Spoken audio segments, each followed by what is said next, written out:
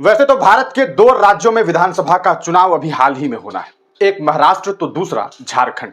लेकिन महाराष्ट्र और झारखंड के अलावा अभी राजनीति की बात करें अगर, तो राजनीतिक चर्चों की बात करें, राजनीतिक गलियारों की बात करें, तो सबसे ज्यादा चर्चा अभी बिहार को लेकर है। अब आप कहेंगे कि बिहार चर्चा में क्यों है, जबकि बिहार में चुनाव 2025 में होना है।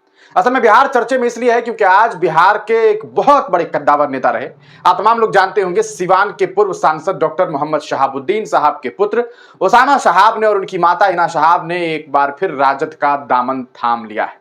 मेरे बैकग्राउंड पर आप एक तस्वीर देख रहे होंगे, दाईं तरफ आप ओसामा साहब को देख रहे हैं, वहीं बाईं तरफ बिहार के नेता प्रतिपक्ष तेजस्वी यादव को देख रहे हैं। ये दो नौजवान आपको जब एक साथ दिखाई दे रहे हैं तो आप समझ सकते हैं कि बिहार की राजनीति में यह तस्वीर कितनी ज्यादा अहम है। एक तरफ आप तमाम लोग जानते हैं कि 2024 का लोकसभा चुनाव दोनों अलग अलग लड़े, वहां सिवान में राजद के प्रत्याशी अवध बिहारी चौधरी थे, तो वहीं दूसरी तरफ जो हिना साहब है उन्होंने निर्दलीय लड़ने का फैसला किया। चुनाव वो हार गई। ओसामा साहब की माता वहां से चुनाव क्यों हार गई, ये सोचने वाली बात है। अगर बात करें आज के मौजूदा वक्त की, तो आप तमाम लोग जानते हैं कि बिहार में उपचुनाव होना है। उपचुनाव को लेकर के आप तमाम लोग जान रहे हैं कि 4 विधानसभा सीट पर उपचुनाव है। चारों विधानसभा सीट पर अगर आप प्रत्याशियों के नाम देखेंगे तो कोई प्रत्याशी आपको मुसलमान दिखाई नहीं देगा। खैर, इस मुद्दे पर बात नहीं करेंगे, वरना अगर बात करें तो झारखंड में 6 प्रत्याशी जो है वो राजद पार्टी ने दिए, वहां पर भी एक भी मुसलमान नजर नहीं आया। लेकिन इसके बावजूद आखिरकार क्या वजह है कि हिना साहब इस पार्टी में गई हैं और हिना साहब को कैसे इस पार्टी ने अपने पाले में शामिल कर लिया। जो तेजस्वी यादव खुद पहुंच करके सिवान में हिना साहब के खिलाफ प्रचार प्रसार कर रहे थे, उनके राजनीतिक विरासत को खत्म करने की कोशिश कर रहे थे, आखिर ऐसी क्या मजबूरी हुई राजद की कि उन्होंने एक बार फिर इस परिवार को अपने साथ शामिल कर लिया है।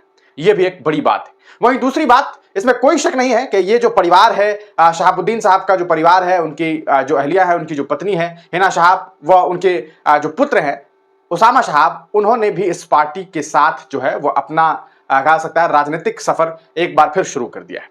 सवाल यह है कि यह फैसला आखिरकार इस परिवार ने क्यों लिया और उस पार्टी ने क्यों लिया जिस पार्टी ने एक अहम वक्त में इस परिवार से किनारा कर लिया था। क्या इसके पीछे की वजह यह है कि आने वाले वक्त में विधानसभा का चुनाव होना है और उस चुनाव से पहले चूंकि बिहार में अभी मुसलमानों का रुझान जनता दल यूनाइटेड और जनसुराज की तरफ बढ़ता जा रहा था, इस वजह से पार्टी ने इन दोनों मां बेटे को अप्रोच किया और कहा कि आज आप तमाम लोगों को हमारी पार्टी की जरूरत है, उस पार्टी की जिस पार्टी के फाउंडर मेंबर कभी आपके पति यानी कि हिना साहब के पति जनाब डॉक्टर मोहम्मद शहाबुद्दीन हुआ करते थे। डॉक्टर मोहम्मद शहाबुद्दीन साहब के बारे में बात करें, आप उनके बारे में बहुत अच्छे से जानते होंगे। उनके बारे में कहा जाता है कि वो एक बाहुबली नेता थे, जो बाद में एक रॉबिन हुड नेता के तौर पर देखे गए, जाने गए। किसी के लिए वो बाहुबली तो किसी के लिए वो रॉबिन हुड, क्योंकि कुछ लोग ऐसे भी थे जो उनसे कांपते थे। आखिर क्यों कांपते थे, इसके बारे में रिसर्च करने की जरूरत है, लेकिन बहुत सारे ऐसे लोग थे। आज भी सिवान में ऐसे लोग हैं, जब डॉक्टर मोहम्मद शहाबुद्दीन का जिक्र होता है तो वो रो पड़ते हैं, ये कहते हुए कि हमारे लिए वो मसीहा थे, हमारे लिए वो रॉबिन हुड थे। आज एक बार फिर वो पार्टी उस पार्टी ने जो है इस परिवार को अपने साथ शामिल कर लिया है। वहीं आपको बता दें कि भारतीय जनता पार्टी के खेमे के लोग, एनडीए के खेमे के लोग ये सवाल कर रहे हैं कि आखिर क्यों एक बाहुबली नेता के पत्नी को और उनके बेटे को पार्टी में शामिल किया गया है। ये सवाल वो लोग कर रहे हैं जो एक रनिंग आईएएस के कत्ल के इल्जाम में जेल में रहने वाले, आप तमाम लोग जानते हैं, आनंद मोहन को कानून बदलकर जेल से निकलवा देते हैं। ये वो लोग कह रहे हैं जो अनंत सिंह जैसे बाहुबली नेता को जेल से कहा सकता है निकलवाते हैं, अपने लिए चुनाव प्रचार करवाते हैं और बाद में उन्हें बाइज्जत जो है वो अदालत बड़ी कर देती है। ऐसे और कई नाम हैं, उन तमाम नामों को जो है आप बेहतर तरीके से जानते हैं। अब सवाल यह है कि आप इस पूरे फैसले पर क्या कुछ सोचते हैं, अपनी राय कमेंट सेक्शन में जरूर दीजिए।